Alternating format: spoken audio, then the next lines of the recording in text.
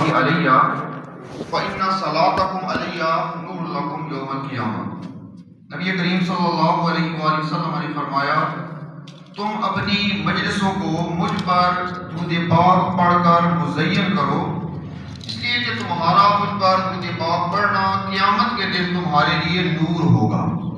یہ حدیث پاک ہم نے ذہن میں رکھنی ہے، جہاں کہیں بھی ہم جمع ہوں، جہاں کہیں بھی لوگ موجود ہوں تو ہم وہاں مل کر دل میں پڑھیں، اونچی آواز سے پڑھیں، درود پاک پڑھ لیں۔ تو یہ جو آپ نے عمل کیا ہے یہ قیامت کے دن جب پریشانی کے عالم ہوگا، لوگ تکالیف لوگ کے اندر ہوں گے، نفسا نفسی کے عالم میں ہوں گے، تو یہ جو درود پاک ہے اس وقت ان کے لیے نور ثابت ہوگا۔ تو ابھی ہم یہاں کافی تعداد میں لوگ جمع ہیں تو محبت کے ساتھ ایک مرتبہ درود پاک پڑھ لیں۔ الصلاۃ والسلام علیک یا سیدی یا رسول اللہ وعلی آلک وصحبک یا سیدی یا حبیب اللہ۔ کوشش ہوگی روزانہ چند ایک مسائل آپ احباب کے سامنے پیش کیے جائیں۔ تو نماز تراویح سے متعلق چند مسائل سماعت فرما لیں۔ نماز تراویح کی شرعی حیثیت کیا ہے؟ شریعت کے اندر کچھ احکام ایسے ہیں جو فرض ہیں، کچھ احکام ایسے ہیں جو سنت موقدہ ہیں، کچھ ہیں جو سنت غیر موقدہ ہیں، کچھ ایسے ہیں جو مباح ہیں، مستحب ہیں، جائز ہیں۔ تو اس کی حیثیت کیا ہے؟ تو نماز تراویح کی حیثیت علماء کرام فرماتے ہیں کہ یہ سنت موقدہ ہے۔ سنت موقدہ کا مطلب یہ ہے کہ اس میں تاکید کی گئی ہے اس نماز کو ادا کرنے کی، تو اس کو ترک کرنا، اس کو چھوڑ دینا جائز نہیں ہے۔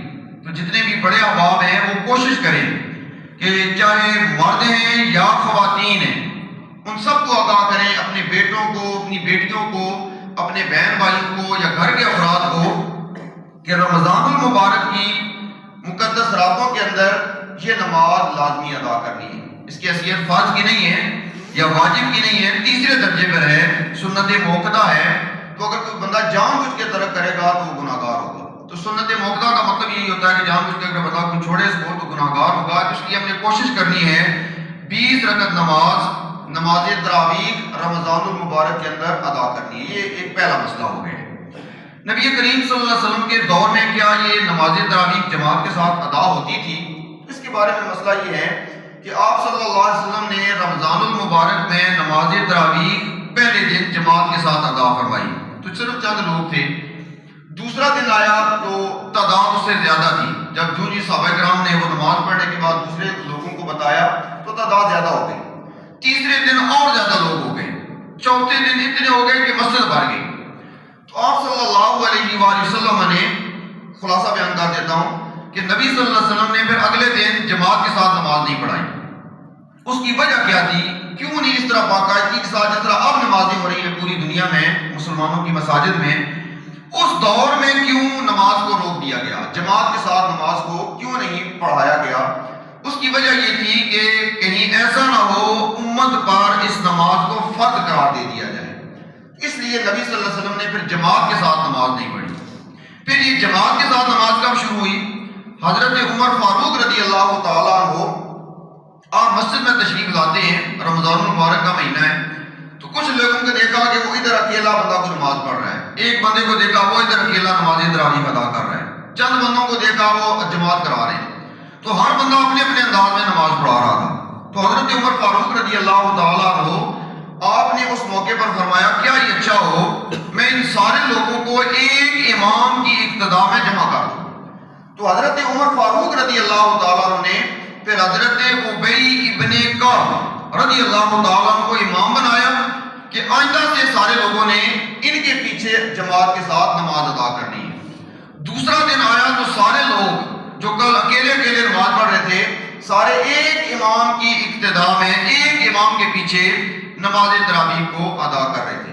تو اس وقت حضرت عمر فاروق رضی اللہ تعالیٰ عنہ نے فرمایا نعمت البدعۃ ہذہ کہ یہ بہت اچھی بدعت ہے، یعنی نبی صلی اللہ علیہ وسلم کے دور میں اس طرح نہیں نماز پڑھی جاتی تھی، لیکن یہ بہت اچھا کام ہے کہ سارے مسلمان اکٹھے ہو کر نماز ادا کر رہے ہیں۔ تو حضرت عمر فاروق رضی اللہ تعالیٰ عنہ کے دور میں پھر باقاعدگی کے ساتھ جماعت ہوتی تھی جس طرح اب ہو رہی ہے۔ پھر حضرت عثمان غنی رضی اللہ تعالیٰ عنہ کا دور آیا، اسی طرح باقاعدگی کے ساتھ جماعت کے ساتھ نماز تراویح ادا کی جاتی رہی۔ اسی طرح حضرت علی رضی اللہ تعالیٰ عنہ کے دور میں باقاعدگی کے ساتھ یہ کی جاتی رہی. اس لیے ہم نے اس طرح نہیں کرنا کہ پہلا ہفتہ وہ بڑا جذبہ رہے اور اس کے بعد وہ جذبہ ختم ہو جائے, وہ شوق ختم ہو جائے. جس طرح کہ ایک مثال ہے نا, کل جدید لذیذ, کہ ہر جو نئی چیز ہوتی ہے وہ بڑی اچھی لگتی ہے, کوئی بھی چیز ہو, چاہے کپڑے ہو, کھانے والی چیز ہو یا کوئی اور عمل ہو. تو یہ سال کے بعد چونکہ رمضان المبارک آتا ہے تو ہمیں بڑی خوشی ہوتی ہے کہ رمضان المبارک آ گیا ہے اور ہم نماز ادا کریں گے, عبادت کریں گے. لیکن ایک دن گزرتا ہے تو چند نمازی کم ہو جاتے ہیں. آئندہ یہ نہیں ہونا چاہیے, آئندہ سے یہ عمل نہیں ہونا چاہیے کہ پہلے دن صفحے 4 تھی تو اگلے دن پھر 3 رہ گئی, تو پھر 15 دن گزرے ہیں تو ایک ہی رہ گئی. ہر مسجد میں یہی ہوتا ہے, تو یہ نہیں ہونا چاہیے. تو جب ایک دن میں, پہلے دن میں نماز ہمارے اوپر جو سنت موقدہ ہے یا فرائض ہیں یا واجب ہیں یہ ہیں, تو دوسرے دن بھی اسی طرح ہیں, تیسرے دن بھی اسی طرح ہیں, اور اسی طرح آخر تک رمضان المبارک کے مقدس مہینے کے اندر اسی طرح ہمارے اوپر نماز تراویح کو رکھا گیا. اس کے بعد نماز تراویح کی رکعت کتنی ہے, اس حوالے سے روایات موجود ہیں کہ حضرت عمر فاروق رضی اللہ تعالی عنہ کے دور میں لوگ 20 رکعت نماز تراویح ادا کرتے تھے. اس دور میں اگر آپ شہر میں رہتے ہیں یا کہیں نوکری کے لیے جاتے ہیں تو بہت سارے لوگ آپ کو ملیں گے, کوئی 8 پڑھ رہا ہے, کوئی 12 پڑھ رہا ہے, کوئی 16 پڑھ کے جا رہا ہے. تو ہم نے کوشش کرنی ہے کہ حضرت امام ابو حنیفہ رحمۃ اللہ تعالی علیہ, انہوں نے جو خلفائے راشدین سے اور نبی صلی اللہ علیہ وسلم کے طریقے کو ہمارے تک پہنچایا ہے, اس کے اندر احادیث جو موجود ہیں اس میں 20 رکعت والی احادیث موجود ہیں کہ حضرت عمر فاروق رضی اللہ تعالیٰ عنہ کے دور میں صحابہ کرام 20 رکعت نماز ادا کیا کرتے تھے. حضرت عثمان غنی رضی اللہ تعالیٰ عنہ کے دور میں لوگ 20 رکعت نماز ادا کیا کرتے تھے.